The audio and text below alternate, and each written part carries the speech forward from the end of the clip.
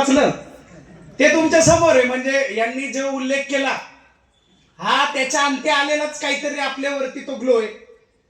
अरे माझा जन्म झोपडपट्टीतला आहे. म्हणजे तुम्ही जेव्हा टुमटुमीत सांगत होता मावळात असं मावळात तसं, मी म्हणाले मी कुठं झोपडपट्टीत पडलो होतो, मी पण इकडं जन्माला यायला पाहिजे होतं. एकदम अभिमान. पण असलं काही घडलं नाही. इंदापूर तालुक्यातले आमच्या आजी आजोबा आमचा बाप आणि ही सगळे 80 साली स्वतःचं सगळं तिथलं सोडून इथं पुण्यामध्ये आली. यांनी उल्लेख केला यांचं मूळगाव पुणे. मी टेन्शन मध्ये आलो.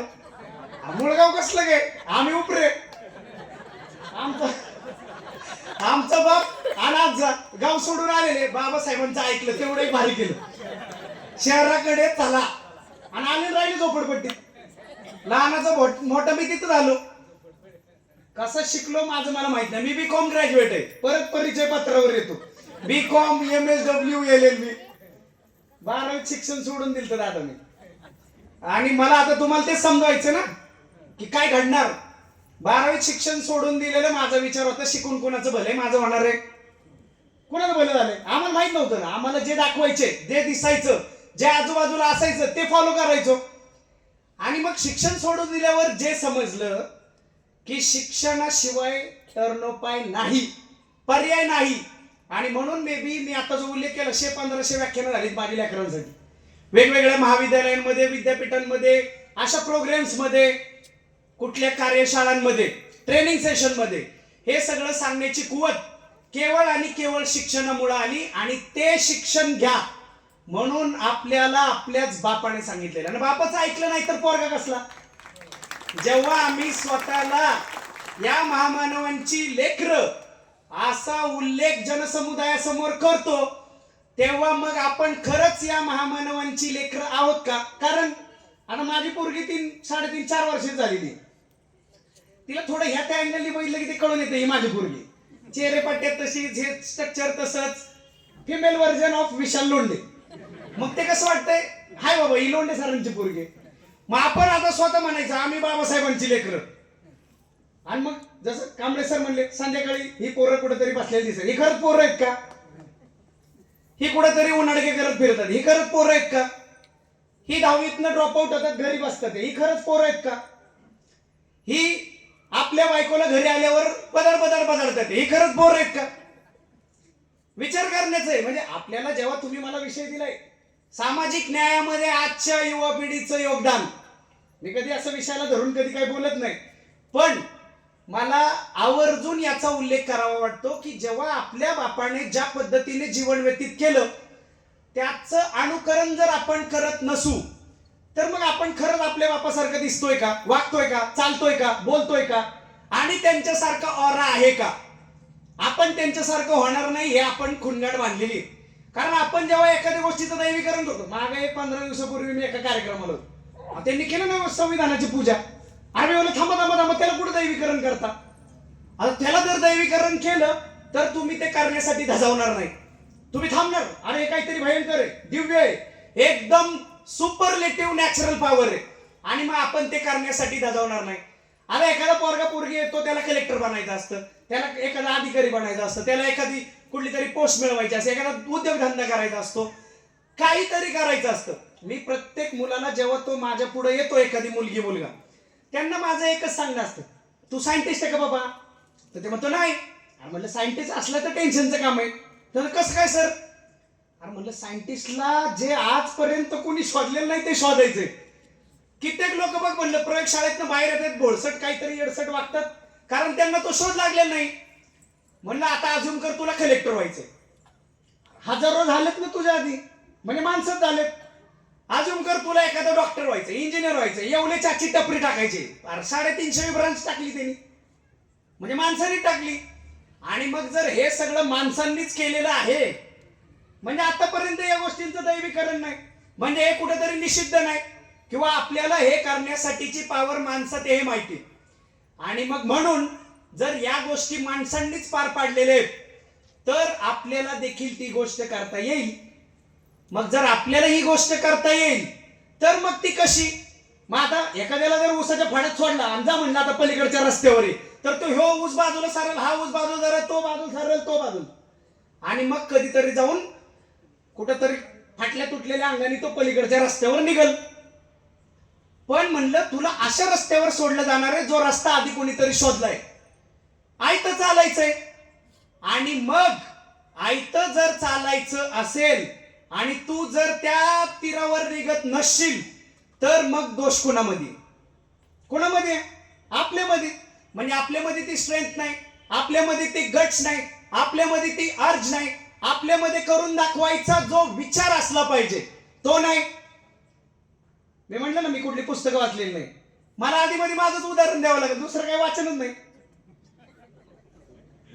परत तुम्ही म्हणाल या आला ना, हे स्वतःची पिपाणी वाजवून गेला. असं काही नाही. मला असं वाटतं मी जिथं जातोय तिथं माझ्या समोर असलेली लेकरं, त्यातला एखाद दुसरा जण जरी त्या मार्गाला लागला, त्या मार्गाला म्हणजे प्रत्येकाने कलेक्टर बनावं, सहाय्यक आयुक्त बनावं, प्रत्येकाने मोठा बिझनेसमॅन असलं काही नाही.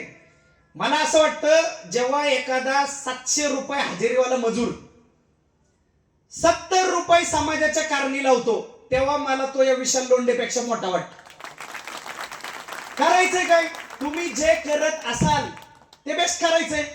आणि मग ते जर तुम्ही बेस्ट, कालचीच गोष्ट आहे सर, माझ्या केबिनला अशाच विषयावर चर्चा झाली होती. त्या पोराला मी म्हणलो, बाबा मी जर सहाय्यक आयुक्त नसून या साहेबाचा जर शिपाई असतो तर म्हणलं मी या क्षेत्रातला बेस्ट शिपाई झालो असतो. बेस्ट शिपाई. अडचण काय? साहेबाला काय ढेकळं कळू दिलं नसतं मी. साहेब म्हणला असतं त्याला भेटा, लोंढीला भेटा पहिलं. या लेवलला जर तुमच्यामध्ये पोटेन्शियल असेल तर तुम्ही तुमच्या पोटाची खळगी व्यवस्थित भरू शकता. बाबासाहेब आंबेडकर म्हणतात, उपाशी पोटी असलेला कार्यकर्ता क्रांती करू शकत नाही. तुम्हाला तर क्रांतीची जबाबदारी दिलेली नाही, तुम्हाला उत्क्रांती करायची विचारांची. आणि क्रांती ही क्षणिक असते, टिकते पण क्षणिक. उत्क्रांती सस्टेनेबल असते, टिकते पण लाईफ लॉंग. आणि मग जर आपल्याला विचारांची उत्क्रांती करायची तर निश्चितच सुरुवात आपल्याला आपल्या घरापासून करावी लागेल. नाहीतर बोले तैसा चाले त्याची वांदावी पावले, हे आपण ऐकलंय. परंतु लोका सांगे, आता ते ब्रह्मबिंब म्हणले माझ्या हे व्हिडिओ काढून काहीतरी करतील. अरे पण ते म्हणी येत ना बाबा, आम्हाला मास्तरांनी शिकवले, आम्ही बोलतोय, वापराय पुरतं वापरतोय. लोका सांगे ब्रह्मज्ञान, आपण मात्र कोरड भाषण. असं असायला नको. माझी लेक 4.5 वर्षाची आता, एलकेजीला. ती गर्भात असलेल्या पहिल्या दिवशी आम्हाला कळलं त्या पट्टीवर 2 रेषा उमटल्या. टेक्नॉलॉजी लय पुढे गेली. काकडे साहेबांनी बोया वर उमटवल्या. आता नवीन टेक्नॉलॉजी आली, तुम्ही मम्मी पप्पा बनणार हे तुम्हाला दुसऱ्या पाठच कळतंय. आणि मग त्याच्यावर ते 2 रेषा उमटतात आणि मग तुम्हाला कळतं की तुमची बायको प्रेग्नंट आहे. आमची बायको प्रेग्नंट राहिली. मग मी ठरवलं आता हिच्यावर गर्भसंस्कार करू. मग ते तसले ते सगळे म्हणले कुठल्या देवाकडे नको, ह्याच्याकडे नको, त्याच्याकडे नको. आपणही त्याच मार्गाने चालणार आहे. आज कुठल्या वास्तू ते आणि कुणाचं काय म्हणतात पुढची पिढी हे जर आम्ही सांगत असू आणि संध्याकाळी जाऊन जर उलट्या पकडाचं शोधत असू तर बस बोंबलत काय, त्याचा उपयोग नाही. तुम्ही बघताय नाशिक मध्ये काय धुराळा चाललाय, आहे की नाही? त्यामुळं जेवढे चालू घडामोडी बोलण्यात असतील तेवढे हे जास्त चार्ज असतील, मला माहिती. कारण ह्यांना मला अर्धा पाऊण तास खेळवायचंय. नाही तर हे आधी निमे अर्धी बघा, हे काही योगासनवाली नाही, त्यांच्या मांड्यांना मुंगे आले. हे सगळे तुम्हाला सांगतो बोल एवढा कार्यक्रम आहे समाजात. आता मला टेन्शन आले, इन्व्हायटेड आहेत का मग असं कसे बोलून आणलेत.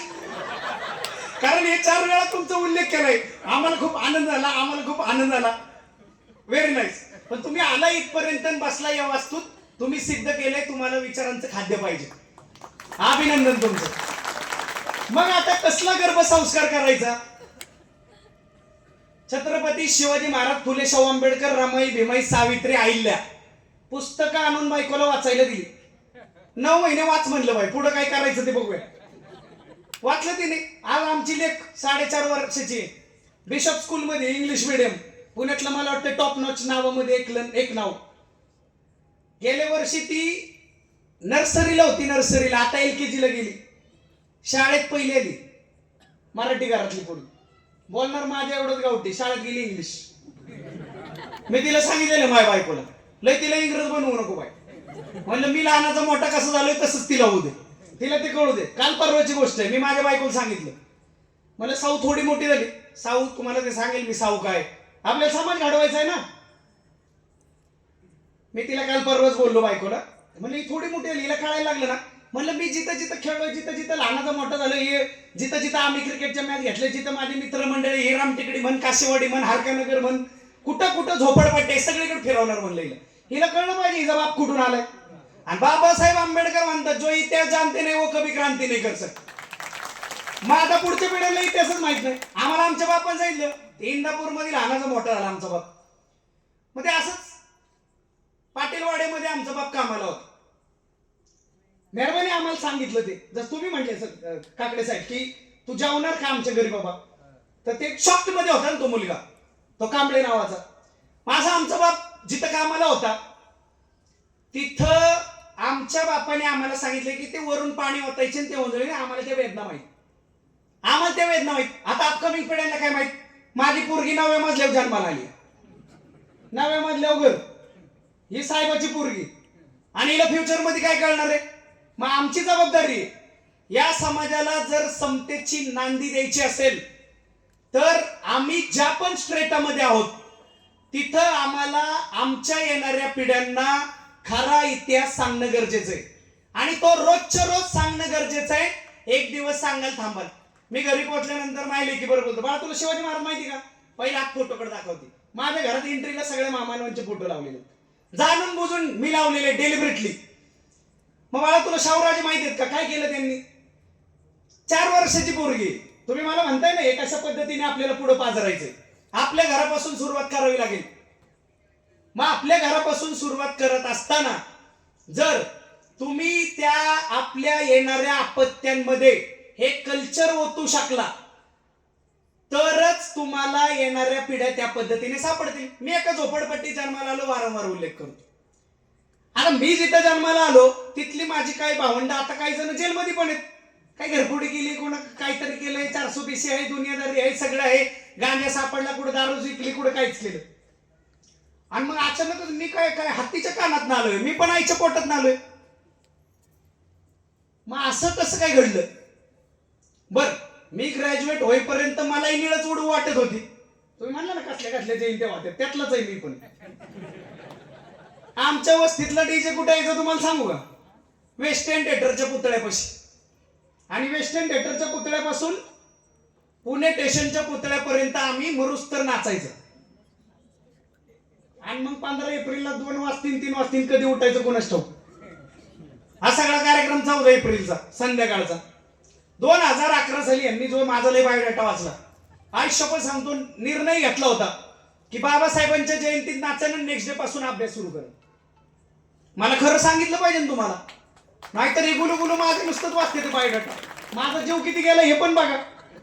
नाहीतर तुम्ही आता म्हणून साहेब गाडीत आलाय, साहेब घर चांगलं आहे, साहेबाला पद आहे, ऑरा आहे, सगळं आहे, हाय की नाही, आणि एवढे मोठ्या पदावर काम करतोय.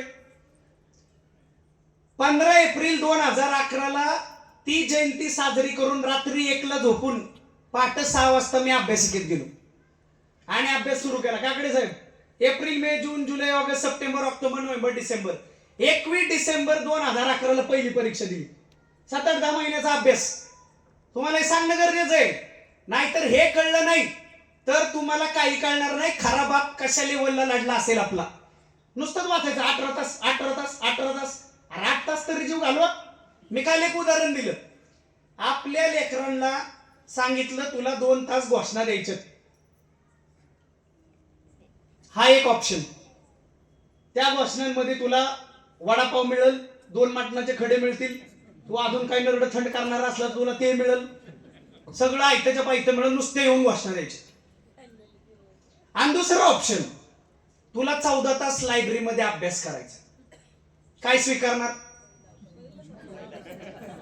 आता काय करलेले जण व्हिडिओ काढते बाबा, करा व्हायरल, मला काही फरक पडत नाही. ओरिजिनल डीएनए अंदर बाबासाहेब काय स्वीकारणार. 2 तास निवांत, काय कष्ट नाही, काय नाही, मनका दुखत नाही, काय भ्रांत नाही. आणि मग म्हणणार येऊन शिका, संघटित व्हा, संघर्ष करा. फक्त संघर्ष होय, आणि तो पण ऐकता अजिबात नाही. पहाटे 6ला लायब्ररीत गेलेला मी रात्री 1 वाजता लायब्ररीचं गेट आम्हीच बंद करायचो. हे का सांगायचंय? कारण तुम्हाला दिसायला हे सगळं भारी दिसतंय आता एकदम गुलुगुलू, पण हे गुलुगुलू नसतं. ह्या आयांनी बापांनी समजून घ्या, आपलं अपत्य जेव्हा अपयश येतं तेव्हा आपण कुठं चुकलोय, आपलं लेकरू कुठं कमी पडलंय, या गोष्टींचा देखील उहापोह होणं गरजेचं आहे. 2011च्या डिसेंबर महिन्यात मी पहिली परीक्षा दिली, अभ्यास सुरू ठेवला. एप्रिल मध्ये रिझल्ट लागला, अपकमिंग एप्रिल मध्ये, आणि समाज कल्याण विभागाच्या क्लेरिकल पदावरती 2 जागा असताना 1 पद मला मिळालं. ऐका ना, मी माझ्यासाठी टाळे नाही, तुमच्या पोरांची सेटलमेंट लावा अशी.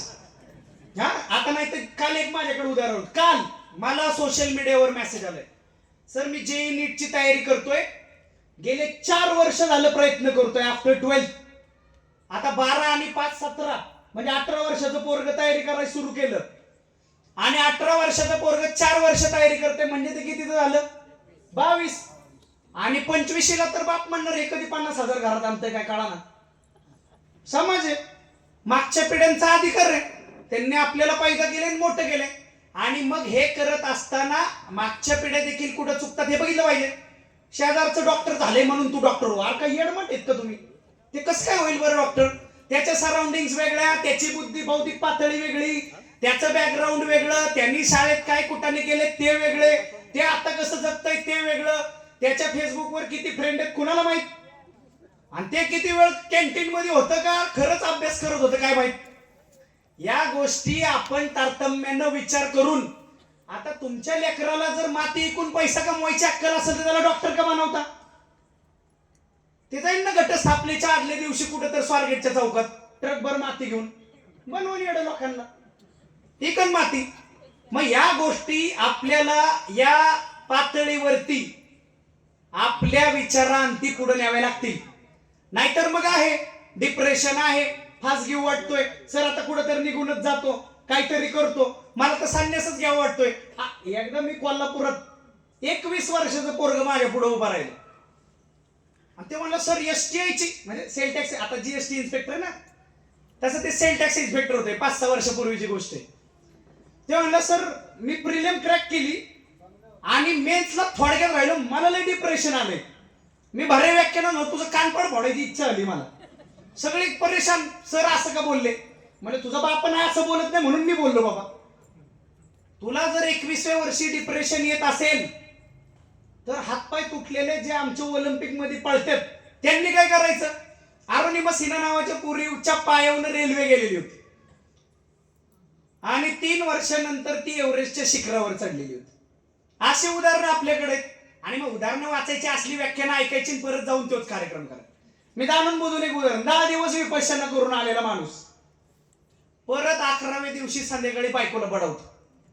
त्याची विपश्यना बुद्धिझम कुठे गेलेला असतो नेमकं? का ते तिकडच घुमटामध्ये? मला सांगा, ही अशी उदाहरणं पाहिलेली आहेत मी. आणि मग जर तुम्हाला त्या लेवलला या समाजामध्ये युवा पिढीला जर घडवायचं असेल तर या गोष्टी तुम्हाला त्यांच्यामध्ये पाजराव्या लागतात. जन्माला घातलं दिलं सोडून, जन्माला घातलं दिलं सोडून, अरे बाबा मागचे ते आजी आजोबा म्हणते आम्हाला नातू पाहिजे नातू पाहिजे नातू पाहिजे म्हणून तुम्ही जन्माला घालता. बरं ते जन्माला आलं की हा चाललंय, हे बी शाळेत जाते, हे पण फॉलो करते, हे पण स्विमिंगला जाते, हे पण क्रिकेट खेळते, हे पण असं होतंय तसं होतंय.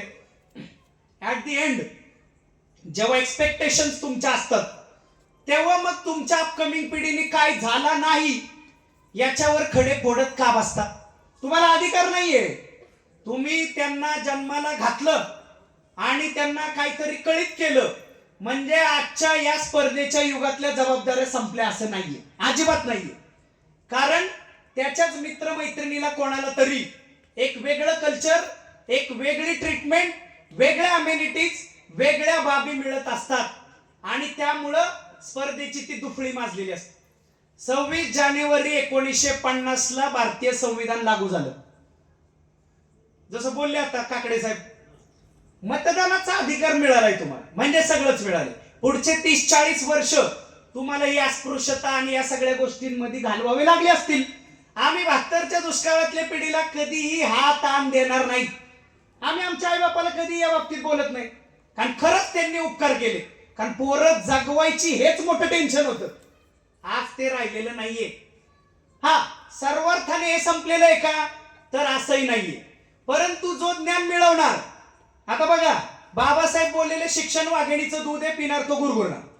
हे मागच्या पिढ्या गुरगुरत बसलेले आहेत. ज्या गीत विचार मंचावर आहेत, कोणी पुस्तकं लिहिलेत, कोण बिझनेसमॅन आहे, कोण प्रोफेसर आहे, कोण काय, ती लोक गुरगुरतात त्यांच्या त्यांच्या क्षेत्रात. आणि जर आपल्याला आत्ताच्या पिढ्यांना गुरगुरायला लावायचं असेल तर तुमचा 10वीचा सर्टिफिकेट, 12वीचं सर्टिफिकेट, ग्रॅज्युएट, मास्टर आणि काय अजून तुम्ही काय ते एमफिल पण झालं, पीएचडी आणि अजून काय पुढे असेल, परदेशात जाऊन शिक्षण घेतलं सो अँड सो, असं असेल तर त्याला म्हणजे अंतिम समजू नका. असं सगळं मिळवलेल्या शेकडोच्या क्वांटिटीने कॅन्डिडेट आपल्या आजूबाजूला अवेलेबल. मग तुम्हाला स्किल वाढवावे लागतील. कारण 9वी 10वी, काल परवा मी एका व्याख्यानात ते उदाहरण दिलं होतं. बाप मेलेला एक पोरगा, जळगाव, धुळे, नंदुरबार त्या भागातला, ते शार्क टँक, तुम्हाला कोण बघत असेल, यंगस्टर्स बघत असतील, शार्क टँक काय त्यांना माहिती. त्यांच्या समोर उभा राहिला आणि त्यांना अपील केलं की तुम्ही मला फंडिंग करा. 17-18 वर्षी पोरगा. आता जळगाव हा केळीचा बहुल भाग आहे आणि एकदम टॉप नॉच क्वालिटीचे केळी तिथं. तसं तुम्ही इकडं आता देवगड हापूस बिपूस चालू आहे तुमचा कार्यक्रम, कधी 400 रुपयाला पेटी होईल याची वाट बघताय का नाही? मला माहिती आहे ना. वस्तुस्थिती दर्शक बोललं की गुदगुल्या होते. मग जशा पद्धतीने त्या मुलाने स्वतःला रिप्रेझेंट केलं, त्याच्या मागे रिझन होतं. त्याचा बाप मेला होता, ते 7-8 वर्षाचा असताना बाप मेला, आज तो 17-18 वर्षाचा होता. गरज ही शोधाची जननी आहे, किंवा जेव्हा जबाबदाऱ्या पडतात तेव्हा ते त्या पद्धतीने वागतात. हे आपण बघतोय पाश्चात्य कंट्रीमध्ये 14व्या वर्षी बँक लोन घ्यायला लावतात. तुझं तू शिक्षण कर, वीकेंड वाला मम्मी पापा का प्यार और आगे बढ़ो. ते त्या पद्धतीने सक्षम होतं. या पोराने एवढ्या प्रस्थापित भागामध्ये, जिथं केळीच्या वेफरचे कारखाने शेकडो आहेत, अशा भागामध्ये स्वतःचा एक ब्रँड लॉन्च केला. आणि 1 नाही, 2 नाही, 4 नाही, त्या केळीच्या वेफर्सचे 19 प्रकार मार्केटमध्ये आणले. त्याची पॅकिंग जर पाहिली तर लेज आणि कुरकुरे माती खाईल 4 वेळा. आणि मग त्यांना अप्रोच केला की मला तुम्ही फंड करा, मी हे अजून एक्सपांड करेल. त्याची बुद्धी त्याच्यात झाली. आता आई म्हणली असती तू राजेंद्र भारुड साहेबासारखा कलेक्टर हो, तर होईल का? नाही होणार. म्हणून आपल्याला आपल्या अपकमिंग पिढ्यांमधले असलेले गुणदोष ओळखावे लागतील. आतापर्यंत मी जे इथं बरळलो ते मागच्या पिढ्यांसाठी होते. नाव I am there to talk with my brothers and sisters. तुम्हाला कुठल्याही क्षेत्रात काही करायचं असो, 3 गोष्टींचं तारतम्य बाळगावं लागेल. पहिलं, तुमचं वय किती आहे. 18 वर्षाचं पोरगं म्हणून, मी आता जसं ते जेईई नीटचं उदाहरण दिलं तुम्हाला, ते म्हणून बाबा मी 2 वर्ष अभ्यास करतो, मग काहीतरी माझा MBBS ला नंबर लागेल, किंवा मी इकडं काहीतरी COEP ला इंजिनिअरिंग करेन, किंवा आणखी काही तिकडं ते 3 डेट सारखं कुठं IIT FIT ला जाईन. मग परत ते काही बघा, ते उडलेलं दाखवलंय त्याच्यात, आहे का नाही, तबकडी. अशा पद्धतीचा विचार करण. मग त्याचं वय 22, 24, 26, 28, 30, 32 ला थोडंफार टक्कल इकडून. घरचे म्हातारे म्हणतात कधी व्हायचं तुझं, हे म्हणून होते. ती बिचारी टेन्शन मध्ये. मी वास्तव सांगतोय तुमच्या समोर, हे सगळं बघितलेलं आहे मी 21व्या वर्षी 22व्या वर्षी लायब्ररीत पाय ठेवलेला पोरगा आहे. त्याच्या आधी कॉलेज करताना आपला काही संबंध नव्हता अभ्यासाशी. उद्या परीक्षा, आज अभ्यास, चिट्या बनवाय, आणि तुमच्या समोर अधिकारी. 52% कागद आहे माझा, काय संबंध नाही त्या कागदाचा माझ्या पुढच्या टॅलेंटचा, माझ्या या मिळवणुकीचा. समजलं? मग या वय एकदा क्रॉस केलेल्या मुलींचं भवितव्य काय? तळ्यात नाही, मळ्यात नाही. आपण म्हणतो धोबी का कुत्ताना कारखाना गाठका. माझं बोलणं प्रक्षोभक आहे, पण काय मला परत नाही बोलवलं तरी चालतंय संयोजन, पण मी आपलं खरं बोलणार निघून जाणार. समजलं? मग इकडे नाही तिकडे नाही, म्हणजे वयाचं तारतम्य बाळगावं लागेल. दुसरं, आपल्याला ज्यांनी जन्माला घातलंय त्यांचं बॅकग्राऊंड काय. अरे ते मोलमजुरी करून जर पाठे टाकून बिचार काहीतरी गरीब माणसाच्या घरात आपण जन्माला आलोय, तर आपल्याला त्यांना हेल्प करतच पुढे जावं लागेल. नहीं तो मुझे एंड्रॉइड चाहिए, मुझे आईफोन चाहिए, मुझे ये मेरी फ्रेंड उधर गई, मैं लोणावळा जाना चाहती हूँ. आतली लय हाणायची. काय टेन्शन घ्यायचं नाही, तुम्ही आई बाप आहे, काय टेन्शन नाही. मास्तरांवर बंदी आहे राईट टू एज्युकेशन मध्ये. आई बापावर अजून बंदी आलेलं मी बघितलेलं नाही. आणि आली तर मग असली म्हणजे अवलादी जन्माला घालण्यात काही तथ्य नाही. आता आमची पोरगी साहेब ऐकतो, मी तिच्या आईला म्हणले हे ऐकलं नाही की तुडवीला, कारण माझ्या आई बापाने बांबू फोडलेत माझ्या अंगावर, मग आम्ही घडलोय. त्यामुळे हे सगळं अलाउड करणं भाग आहे. नाही तर आता कसं झालं, पिलिओसेंट्रिक सोसायटी झाली. काय म्हणते त्याला, बाळाच्या आजूबाजूला फिरणारी सोसायटी. कारण आमच्या मागच्या पिढ्यांना 15, 16, 12 डझन एक दोन मिली तरी चालतंय. आता आम्हाला एकच आहे की मेलं तर कसं काय अवघड आहे ना. मग एम्पायर कोण बघाय, लोंढे एम्पायर. अरे कसलं काय लोंढे एम्पायर, एकदा चढला फुकला गेला कार्यक्रम सेट. हे आपल्या समाजाला कळत नाही. माझी बायको म्हणते आपल्याला पोरग झालं तर बरं होईल. अरे म्हणलं जाऊ दे ना, बरं दे, मी आहे पिलंय कुठं कोणाचं आहे म्हणलं, तेव्हा तुझं पोरग लय गुणाचं होणार आहे. आणि आपली साऊ म्हणलं तिला सांभाळणार नाही. म्हणजे आपण कुणाच्या पोटी जन्माला आलोय, त्यांची कंडिशन काय हे आपल्याला बघावं लागेल. आपली मागची पिढी आपल्याला किती दिवस चोचितला चारा आहे का नाही देत होता. बाबासाहेबांचं गाणं ऐकताय तुम्ही, पण आपल्याला आपला जो बायोलॉजिकल बाप आहे तो कितपत, आणि ती माता जी बायोलॉजिकल आहे ती कितपत आपल्याला सपोर्ट करू शकेल याचं तारतम्य बाळगा. हा झाला मुद्दा नंबर 2. मुद्दा नंबर 3 खोचक शब्द आहे, वाईट मानून घेऊ नका, नाही तर तुम्ही म्हणून हे साहेब ऐकतो झाला म्हणून काय गप्पा आणतो यार. आम्ही तुमच्यातलेच आहे. मी म्हणलं 52% आपली काही लायकी नव्हती. हे नंतर MSW ह्याहून त्याहून ते नंतर अक्कल आल्यावर, म्हणजे निळीची जयंती जाऊन अभ्यासाची जयंती जेव्हा आली त्याच्यानंतरच आहे ह्या सगळ्या डिग्र्या फिग्र्या. तिसरा मुद्दा आहे आपली लायकी काय, बौद्धिक. आता आपल्याला कळतच नाही 28 तारीख किती, आता किती, आता बघ 30 तारीख 90 वाजा 6 असं कळलं तर आपली लायकी आहे म्हणायचं. नाही तर 28 तारीख किती म्हणून बसला बोंबलं तर काय करायचं मला, आहे की नाही. म्हणजे आज तुमच्या पुढे उभा असलेला हा पोरगा ज्या गप्पा मारतोय त्याच्या बॅकग्राऊंडला त्याची काहीतरी लायकी होती बाबा, होती, पण तो चुकीच्या ठिकाणी वापरत होता.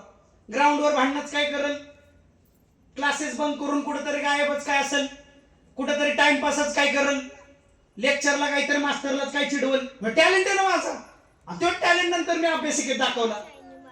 2011ची ती पहिली परीक्षा आणि 2012चं ते वर्ष. 2012 वर्षात काकडे साहेब मी 52 रविवार मधले 32 रविवार एक्झाम दिल्या होत्या. प्रिलिम द्यायचो, मेन्स द्यायचो, इंटरव्ह्यूला असायचो. प्रिलिम द्यायचो, मेन द्यायचो. तुम्ही इमॅजिन पण नाही करणार, पोस्टमन ते पोस्ट मास्टर आणि तलाठी ते कलेक्टर सगळ्या परीक्षा दिल्या होत्या साहेब. मला एकच गोष्ट कळून चुकली होती, इतिहास भूगोल नागरिक शास्त्र काय बदलत नाही, ग्रॅव्हिटी बदलती. ग्रॅव्हिटी एका वाक्यात उत्तर लिहायचं म्हणलं की तो शिपाई बनणार, आणि 3 वाक्यांचं अनालिसिस करून त्या पर्यायांमधल्या खालच्या 4 पर्यायापैकी एखादं बरोबर ओळखलं की तो क्लास 1 ऑफिसर होणार. मला एवढंच कळून चुकलं. दिल्या एक्झाम, तलाट्याची दिली, पोस्टमनची दिली, बँकिंग दिली, banking clerk, banking PO, railway recruitment board, staff selection commission, MPSC, UPSC, combine, police भरती. माझा बायोडेटा लई जोरात वाचला का नाही, माग बघा आम्ही काय केले. 5 वेळा सरकारी नोकरी मिळवलेला अधिकारी आहे. तुम्ही म्हणता सरकारी नोकरी जन्माची भाकरी. आता माझ्याकडे येऊन माझीच भावंड म्हणतात सर लय टफ आहे. अरे म्हणलं पण तुम्हाला आता टेलिग्राम आहे, युट्यूब आहे, फुकटात सगळे चॅनल्स आहेत, एवढा सोशल मीडिया आहे, फक्त तुम्हाला करायचंय. म्हणलं आम्ही अभ्यास करताना लातूरच्या पोराला जर एखाद्या नोट्स पाहिजे असल्या तर he or she should come to Appa Balwant Chowk, that's it. ह्याच्या पुढं त्याला कुठला सोर्स नव्हता. एखादा लय त्याचा सुदामान कृष्णासारखं मित्र मंडळी असतील तर तो इथून पोस्टाने कुरिअर करणार, ह्याच्या पुढे दुसरा ऑप्शन नव्हता. मग तेव्हा लाखभर पोरं परीक्षा देत असतील, आता 5 लाख देतात. अरे मग तेव्हा बाबा 121 कोटी होते, आता 145 कोटी आहे. आपल्याच गणगोतांची मेहरबानी आहे, त्यामुळे स्पर्धाही असणार, हाय का नाही. आता तुम्हाला सरपंच गौरे तरी मिळतंय का? जुनी माणसं म्हणते आम्ही चुलीव सगळं खाल्लंय आणि निवांत खाल्लंय. आम्ही आमच्या बाप्पाचं त्यांचं वक्तव्य ऐकलं. 7 रुपयात आठवड्याचा बाजार. 7 रुपयात आमच्या लेकीचा क्ले आहे नाही तो कसलाही मागती मध्येच. ते 150 रुपये 200 रुपये 300 रुपये काय तर ती लुळलुळी जेली आहे काहीतरी आणि ते आणते ते खेळत बसते. आम्ही 95 रुपयाची व्हिडिओ गेम आम्हाला मिळाली नाही आयुष्यभर. 1 रुपया कॉईन टाकून कुठंतरी बडबड बडबड बडबड बसायचं. ते समजून घ्या, पिढ्या तशाच इव्हॉल्व होतील. आता तुम्ही कुठंतरी आउटस्कर्ट मध्ये गुंटेवारी करताय, नंतर मंगळाव करताल चंद्राव करताल. मग काय, ज्याच्याकडे यानाचे पैसे त्यांनी जा आणि ज्याच्याकडे नाही त्यांनी इतर बसा. परत इकडून तिकडून काहीतरी मिसाईल येतोय, बॉम्ब पडतोय, अणुबॉम्ब पडतोय, हे कुठाने चालूच आहे. त्यामुळं अशा लेवलचा अपग्रेडेड समाज घडवण्यासाठी या युवकांनी स्वतःचं योगदान म्हणून या 3 गोष्टींचं अनालिसिस करणं गरजेचं आहे. आणि हे मी कुठं पुस्तकात वाचलेलं नाही. It's all about my life. मैंने मेरीच लाईफ का स्टडी की. आम्ही जेव्हा अभ्यासाला सुरुवात केली तेव्हा घरात राशन कुठून येणार ह्याचे वांदे होते. म्हणून 11 महिन्यात पोस्ट मिळाली साहेब. आणि आमच्या झोपडपट्टीतल्या घरात 16,800 रुपये पहिला पगार चालू झाला. 3 महिने पगार मिळाला नाही. गव्हर्नमेंटची तसली बोंब काय काय नंबर काढा, हे काढा, DCPS काढा, काय बोंबलत काय काय करायला लावलं. आता माझ्याकडे पोरपुरी जॉईन झाली, पहिल्या दिवशी त्याचं भरून पाठवलं. कारण आमचं जळलेलं आहे ना, आम्हाला ते माहितीये. लोक येऊन मला विचारतात सर एवढं काम कसं काय करता. अरे म्हणलं बाबा मी झोपडपट्टी आणि मला आलोय रमाई घरकुल मागितलं, मला टेन्शन येते पहिले यायला मिळायला पाहिजे. हा, कारण आम्ही वयाच्या 28व्या वर्षीपर्यंत पत्र्याच्या खोलीत राहिलोय. मी माझ्या आईबापांनी पाणी बादलीने भरून आमच्या 4 भावंडांना झोपावलेलं बघितलंय. आम्ही आपलं झोपेतनं उठायचं, त्यांना बघायचं ही दोघं बिचारी पिळतात बादलीत पाणी. काढ बाहेर, परत पिळ, काढ बाहेर. रस्त्यावर मी जेव्हा कॉलेजला जाताना पोहोचायचो तेव्हा गुडघ्यापर्यंत पाय माझे चिखलात जातील. मी हातात बूट घेऊन साहेब यायचो रस्त्यापर्यंत. आणि तिथल्या एका मावशीवर सेटिंग केली होती टपरीवाल्या. तिला म्हणायचो मला थोडं पाणी द्यायचं धुवायला. आणि मग मी ते धुवायचो आणि मग बूट घालून वाड्या कॉलेजला मिरवत यायचो. वाड्या कॉलेजला कोणाला काही ढेकळं माहित नाही मी गरीबाचा आहे म्हणून. ते आता कळतंय. कारण आमच्या बापान जायचंय तुमची गरिबी तुमच्यापाशी, तुमचा कमकुवतपणा जर तुम्ही समाजासमोर आणाल तर समाज तुम्हाला कच्चा खाईल. आणि मग म्हणून आम्ही त्या पद्धतीनेच जगलो, त्या पद्धतीनेच इव्हॉल्व झालो. आणि आज तुमच्या पुढे या ऐतिहासिक वास्तूमध्ये रिप्रेझेंट होण्याची आमची लायकी निर्माण झाली, ती केवळ आणि केवळ बाबासाहेबांमुळे. आणि छाती ठोकून मला सांगायला अभिमान वाटतो की या माणसाने जर या देशात जन्म घेतला नसता तर आज आम्ही मुळात जन्मालाच आलो नसतो. कारण आमच्या मागच्या पिढ्या पाणी अन्न वाचूनच मिळाले असते. मग आमचा बापन दादा जन्माला जिवंत राहिला नसता तर हा विशाल लोंढे इथं टुमटुमीत गप्पा माराय कसं काय आला असता, येऊच शकला नसता. त्यामुळं आज जे तुम्हाला मिळालेलं आहे ती गोल्डन ऑपॉर्च्युनिटी आहे. तुम्ही आफ्रिकेत नाहीये की तुम्हाला अपार्थाईड काहीतरी सिस्टीम भोगावी लागती. तुम्ही भारतात आहे आणि भारतामध्ये आज तुम्हाला संविधानाच्या अंमलाखाली स्वतःची प्रगती करण्याचे सगळे मार्ग खुले. घटनेचे प्रास्ताविकेचं वाचन मगाशी कुणी केले ते ताईनी, ते थोडे वाक्य तिकडे तिकडे करत होते, तिने एक वाक्याचे शब्दच करून टाकले सगळे. पण ते वाक्य जर तुम्ही नीट वाचले तर एका वाक्यात भारतीय नागरिकाची जिंदगी बसवलेला माणूस आहे. समजून घ्या. ते काय मोठं नाही, मोठे 4-12 वाक्य नाही आहेत ती. ते एक वाक्य आणि त्या एका वाक्यावर तुम्हाला माणूस म्हणून जीवन जगण्याचा अधिकार मिळालेला आहे. आणि मग जर एवढ्या गोष्टी असतील तर मग ही कारणं जर पुढे आली आपल्या पुढच्या पिढ्यांकडनं, कोणती? आम्ही गरीब आहे, आम्ही मागासवर्गीय, आम्ही गावाकडचे, आम्हाला झडपीच्या शाळेत घातला, आम्ही मनपाच्या शाळेत, आम्ही नपाच्या शाळेत आहे, आम्हाला इंग्लिश येत नाही, आम्हाला गणित येत नाही, आमचं रिडिंग स्किल कमकुवत आहे, आम्हाला कम्युनिकेशन नाही, आम्हाला डेअरिंग नाही. हे सगळं असेल तर रात्रभर बाबासाहेबांचा विचार करायचा आणि सकाळी उठल्यावर स्वतःच्या कानपडात आवाज काढायचा आणि मग म्हणायचं हम उसके बच्चे नहीं है, हम झूठ बोलते, हाँ हम पट्टी बांधते और नाचा. त्यांना पण वायलिन वाजवाय आवडायचं. तेही त्या पद्धतीचे लेवलचे वक्ते होते, तेही त्या पद्धतीचे व्यक्तिमत्व होते. त्यांना तुम्ही बघितलं असेल सिरियल बिरियल मध्ये इकडं तिकडं. परदेशातनं आल्यावर रमाईला पहिलं रसावाडा आहे ना, असं तुम्ही बघितलेलं आहे. त्यांनाही त्या सगळ्या बाबी प्रिय होत्या, पण ज्या बाबी ज्या लेवलला प्रिय होत्या, आपण स्टोऱ्या वाचायच्या, मग बाबासाहेबांचा नोकर, मग ते नेक्स्ट डे उजडला, मग तरी पण देखील तो इथंच आहे. अरे मग तुम्ही रात्री झोपल्यानंतर कुठं 12-1 वाजता उठायचा असतो, आणि तुम्हाला रात्री झोपण्यासाठी 1-1:30-2 वाजतो, तो कुठेतरी कोरेगाव पार्क मध्ये जाऊन पब मध्ये नाचायला का वाजतो? अभ्यासांती का नाही वाचत? स्वतःच कर्तृत्व सिद्ध करायला का नाही वाजत? वाजला तरी तो आपल्या कर्तृत्वाला काहीतरी उजाळा देण्यासाठी असावा. यंगस्टर्सनी हे ऐकावं आणि आपल्यातली क्षमता ओळखावी, आणि मगच स्वतः जबाबदारी आहे ना. जेव्हा आपण अशा माणसांची नावं लावतो, आम्ही छत्रपती शिवरायांचे मावळे, आणि 1-2 किलोचा दगड हातात दिला तर हे 4 वेळा ह्याचा मनका मोडतोय, असं कसं शक्य आहे? तुम्हाला त्या लेवलच्या स्ट्रेंथ, त्या लेवलच्या सगळ्या टेक्निक्स, त्या लेवलच्या वागणुकीमधल्या तुमच्या सगळ्या छटा दिसून आल्या पाहिजे. नाही तर पाटलाचा चौरंग केला, पाटलाचा चौरंग केला, हे चौकात पुरी बघत बसले, काय त्याचा उपयोग आहे? स्पष्ट बोलतोय.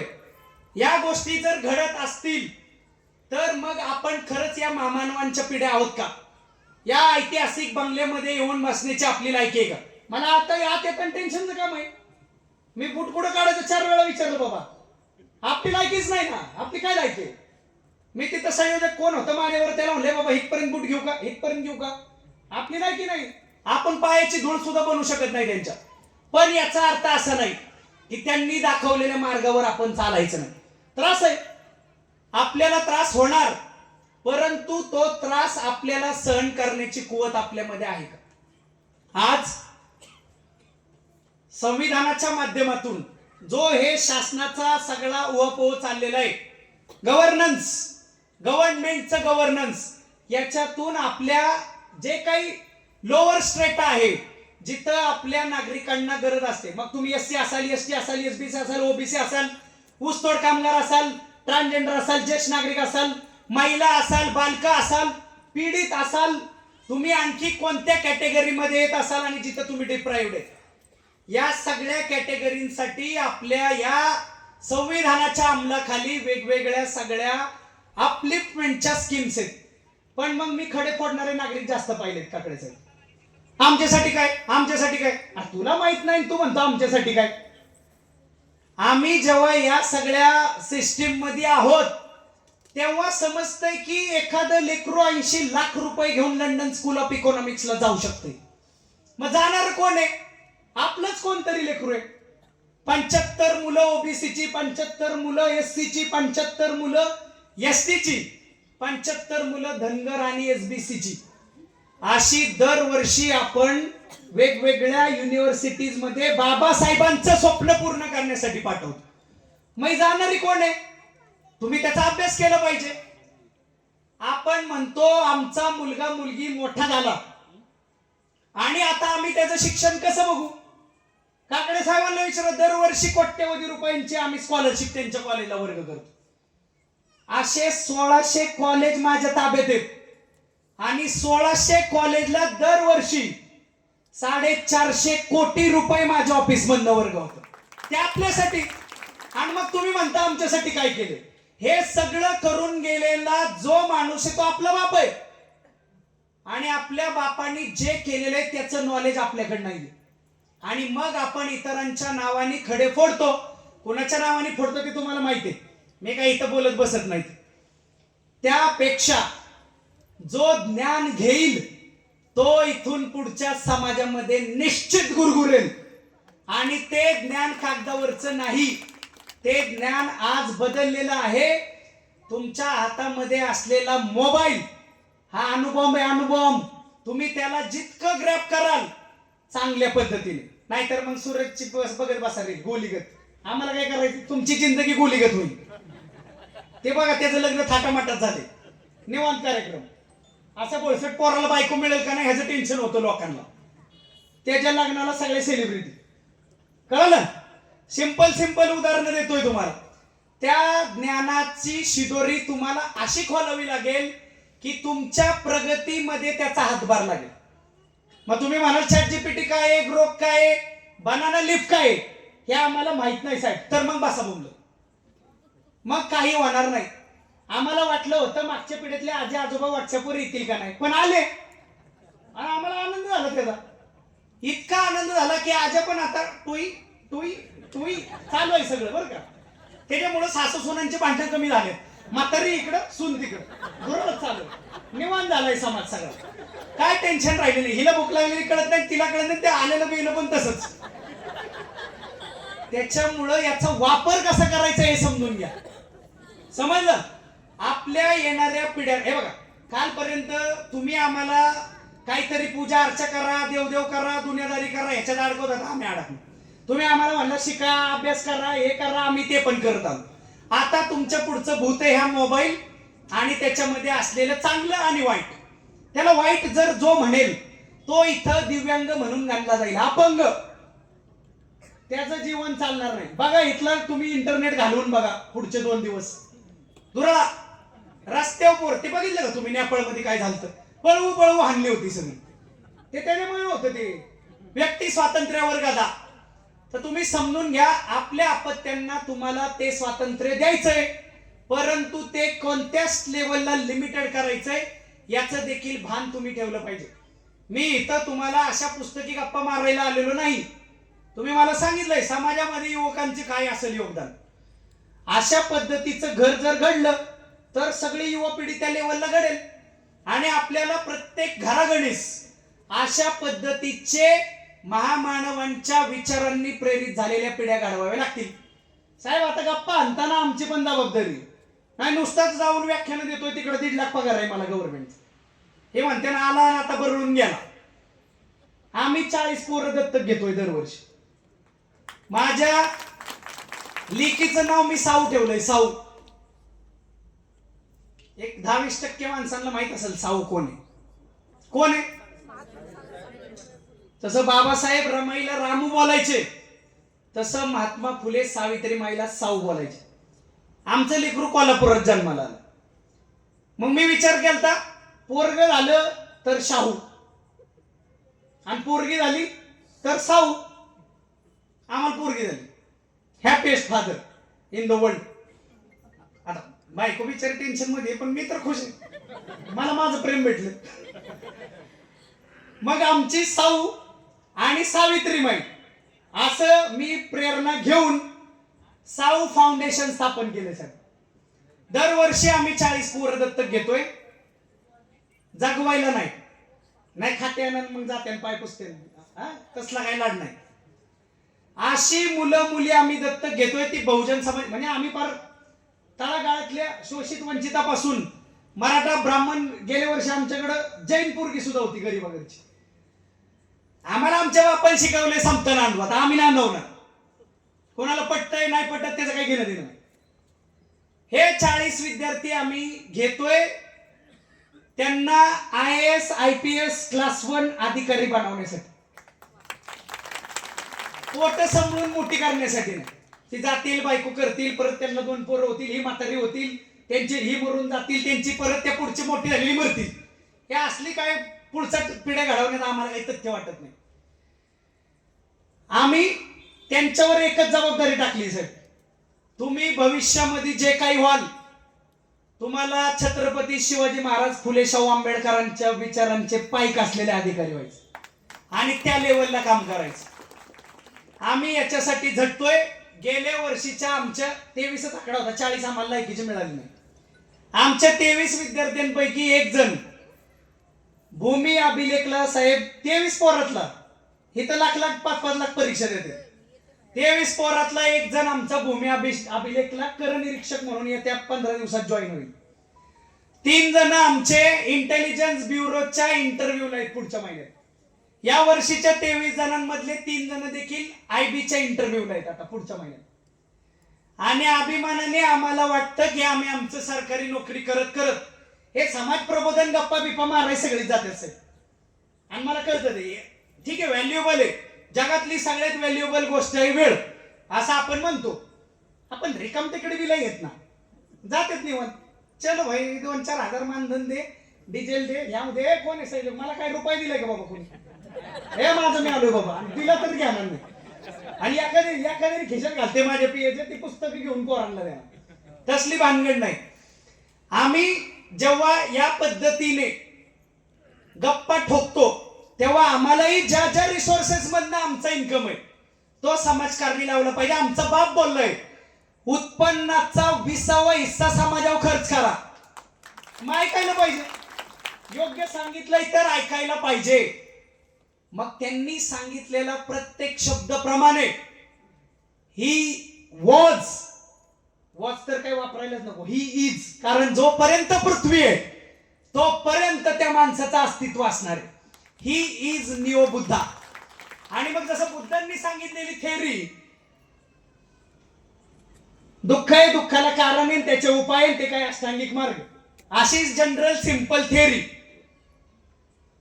तुम्ही पाण्यात जरी वापरली तरी लागणार, जमिनीवर वापरली तरी लागू होणार, पृथ्वीवर वापरली तरी लागू होणार, चंद्रावर वापर म्हणजे माणूस जिथं आहे तिथं बरं का. कारण ही माणसासाठीची थेअरी आहे. आणि दुःख माणसाला होतं, वाघाला काही होत नाही, आहे का नाही. मग ही थेअरी त्या सायंटिस्टने दिलेली आहे, ती ज्या पद्धतीने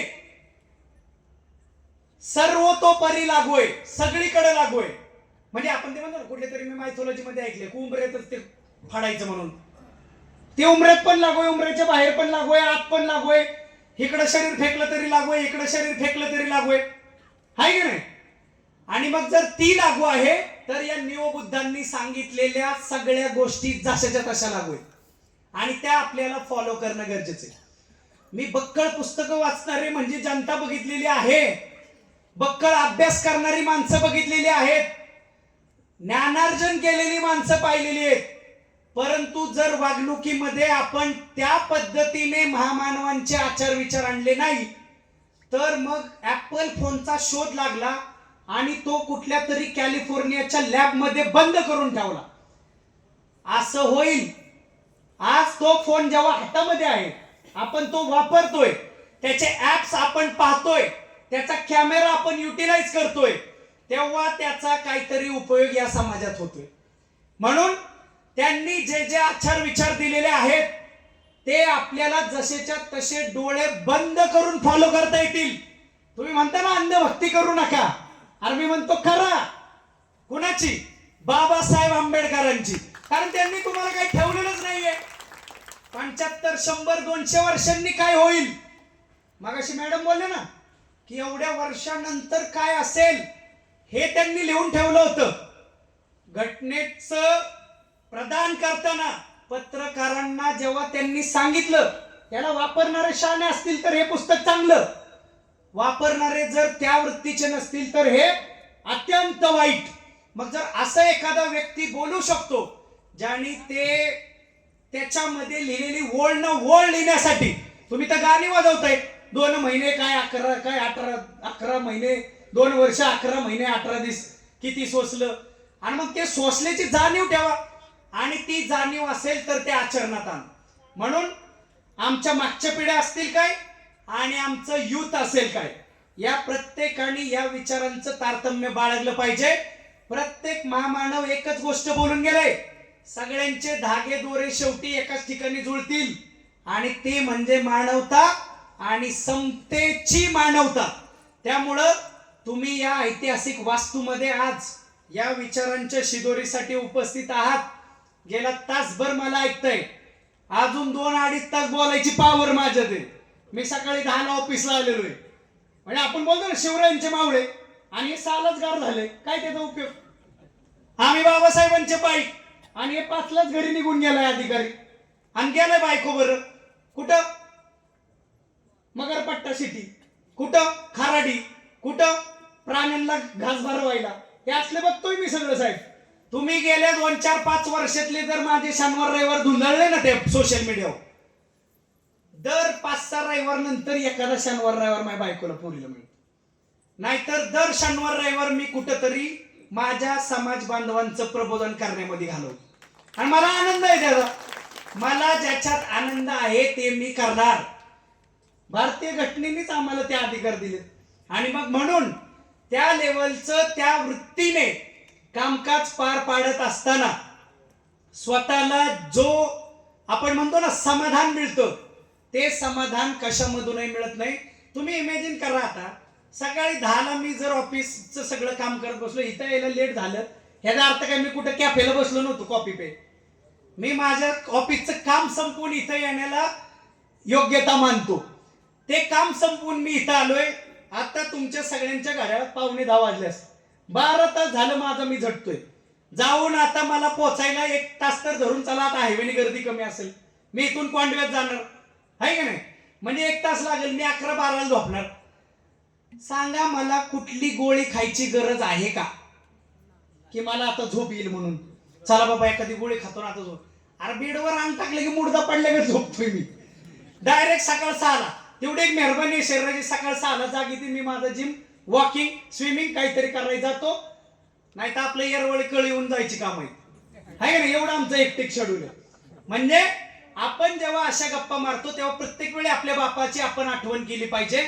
ज्या लेवलच्या व्याधी घेऊन रामायणच्या निवर्तनानंतर, ज्या लेवलचा त्रास, ज्या लेवल त्या अंगात असलेला बीपी, डायबिटीज, काय ते आणखी कुठल्या कुठल्या व्याधी, हे सगळं घेऊन जेव्हा ते त्यांच्या वयात त्यांचं जे काही जीवन होतं त्या 64-65 वर्षापर्यंत जगले, या जगण्यामध्ये त्यांना होणारे यातना शेवटच्या कालावधीमध्ये सविता माईंनी इथंच त्या पाहिलेले. आणि त्यांच्या त्या लेवलचं सॅक्रिफाईस आपण करू शकणार नाही, परंतु थोड्याफार प्रमाणात जरी आपण योगदान देऊ शकलो तरी आपण त्यांची लेकरं असलेली फिलिंग जी तुमच्यामध्ये आहे ती कुठंतरी खरी झाल्यासारखी वाटेल. आपण सर्वजणांनी मला इथं ऐकून घेतलं, संयोजकांनी मला इथं बोलवलं, मान सन्मान दिला. तुमच्या समोर या ऐतिहासिक वास्तूमध्ये, म्हणजे स्वतःच्या बापाच्या घरात लेकराला बोलण्याची संधी तुम्ही मला इथं उपलब्ध करून दिली, त्याबद्दल मी पुन्हा एकदा संयोजकांचे आभार मानतो. तुम्ही सर्व खरंच शांत चित्ताने बसलाय बरं का, नाहीतर मी आपली लग्न बिग्न बघितलेले, इकडं गोंधळ तिकडं गोंधळ, इकडं बुद्धंग शरणंग, इकडं याव तिकडं ते, कसे आहेस ग, बरी आहेस का, काय चाललंय. तुम्ही इथं एकदम भारी बसलाय यार, हॅट्स ऑफ टू यू. आणि मला माहिती आहे माझं लग्न 2.5 तास लेट लागलं होतं, मला उतरू देत नव्हतं डीजेवलं पोरं. चालायचं. तुम्ही सर्वांनी शांत चित्ताने बसून इथं मला ऐकलं, त्याबद्दल मी तुम्हा सर्वांचे आभार मानतो. इथं विचार मंचावर असलेल्या उपस्थित सर्वच मान्यवरांचे आभार मानतो. एखादा शब्द चुकून इकडे तिकडे गेला असेल तर फक्त व्हायरल करू नका, आणि केला तर केला, जाऊ दे मरून, आहे का नाही. आम्ही काही खोटं बोलत नाही, जे आहे ते खरं. कोणाला तर आवडतं, कोणाला तर झोपतं, त्याच्यामध्ये मला काही फरक पडत नाही. पुन्हा एकदा सर्वांचे आभार मानतो. पुढच्या पिढ्या त्याच पद्धतीने मार्गक्रमण करतील. कोणीतरी इथला दिदी दादा एक 10 वर्षांनी येऊन मला म्हणेल, सर तुम्ही तिथं आला होता मी अभ्यासाला लागलो म्हणून मी आज अशा पद्धतीचा अधिकारी झालो, तेव्हा इथं आल्याचं मला सार्थक वाटेल. पुन्हा एकदा सर्वांचे आभार मानून थांबतो. धन्यवाद. जय भीम, जय शिवराय.